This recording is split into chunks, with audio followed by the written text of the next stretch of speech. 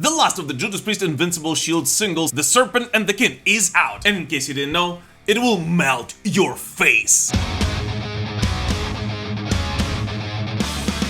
The opener riff to The Serpent and the King has this rather old-school vibe, yet together with the drums kicking later on, which enhance its vigorous sound, it shows right away that on the fourth single, Judas Priest are back with a skull-crushing banger, on which they simply leave no room for compromise for themselves, despite their respectable age.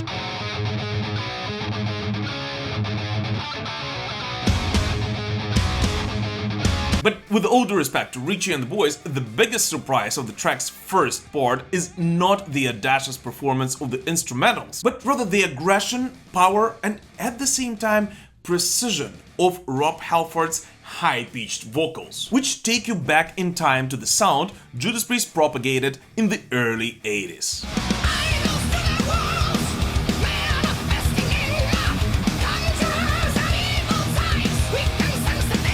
Now, talking about the early 80s and stuff, for some reason, every time Judas Priest release a high-paced banger, it immediately gets compared to Painkiller. And I can already see many fans saying that The Serpent and the King is a reimagined 2024 version of a famous 1990 track, which, in my opinion, is not exactly correct. If anything, The Serpent and the King could be a distant relative of Screaming for Vengeance, or even more so, Free Will Burn It, capturing the sound the band produced on Defenders of the Faith and reimagining it in 2024, given everything Judas Priest has been through since then.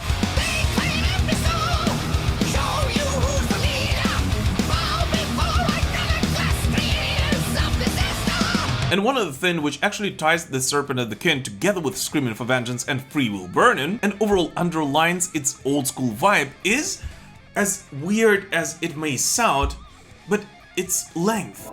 It cannot be. At 4.5 minutes, it is short and straight to the point. It's somewhat going against the grain of modern metal tendencies, including those which Judas Priest themselves explore quite often. And yet, in my opinion, it is just long enough to make your headband get the message through and then be over, leaving you on a high note, longing for more.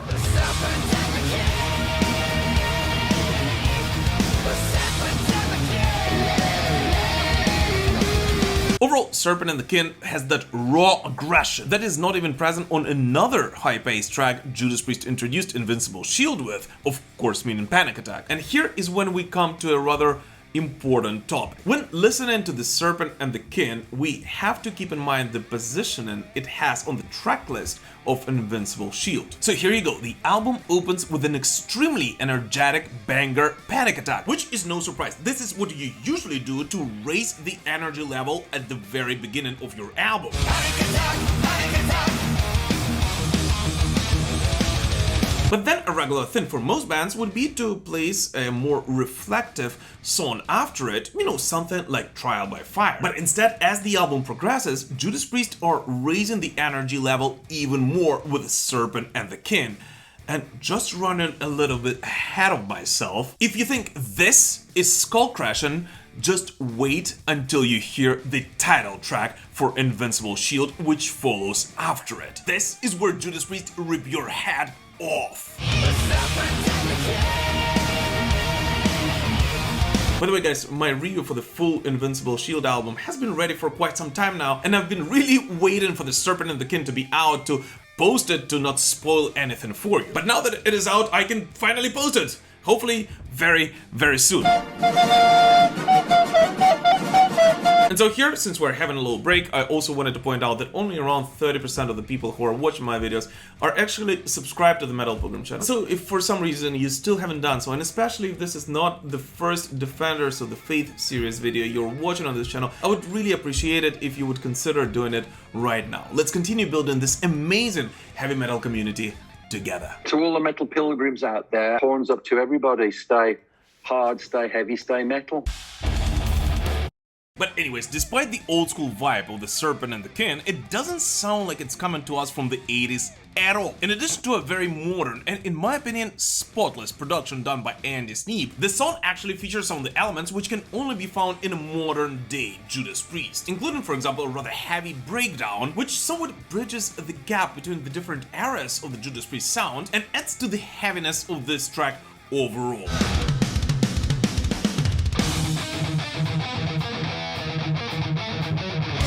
And in addition to everything, this breakdown is actually rather necessary to underline the lyrical themes running through the Serpent and the King, which on one hand are as old as the world itself, as they represent the eternal fight of the evil and the good, yet on the other hand, just like with Panic Attack, which once again, let me remind you, comes right before the Serpent and the King, can also be easily interpreted in the context of today's messed up world.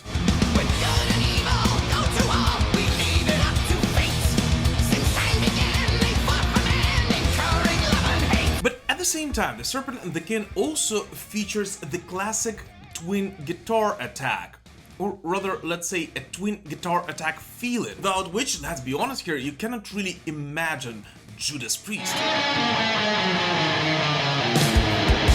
Now, we all of course know that despite his conditions, Glenn Tipton was heavily involved in the songwriting process for the Invincible Shield album. And we actually spoke quite a lot about it with Rob Halford himself in my latest interview with him, which you should definitely check out if you haven't seen it yet right after this video. Glenn worked really hard with Richie to articulate the things that, because Parkinson's has robbed him of his skills in some dimensions of the guitar. But still, on the parts where Glenn could perform, he always tried to do so despite his disease. Yet on the bits which were too challenging for the legendary Glenn Tipton because of the Parkinson's, it was Richie who tried to somewhat emulate Glenn's sound to let his voice be heard. Richie did a wonderful job in homaging Glenn's phrasing. And this song's guitar solo, despite being rather short and straight to the point, actually does have that feeling of a twin guitar attack Judas Priest were always known for. And I really like how the two different parts of the solo are actually recorded on two different channels, you know,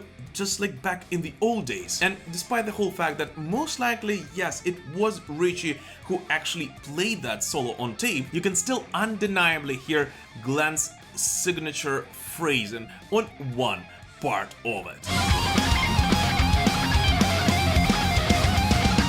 But the craziest thing is that this band is actually going to take the Serpent and the King on the road with them on the future live tour together with Saxon and Uriah Heep.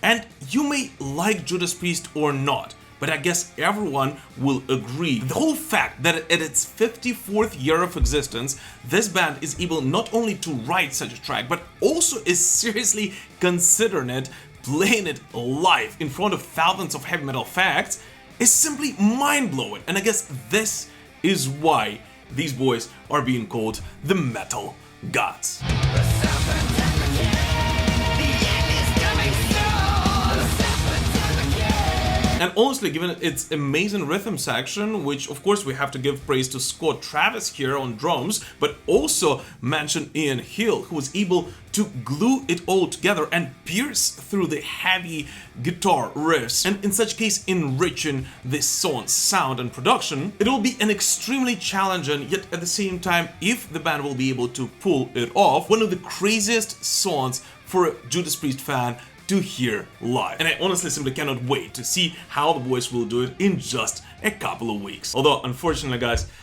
it does look like I'm going to skip this tour once again because of some mad dictator's ambitions and his insane army of orcs. The serpent and the king, it's time to meet your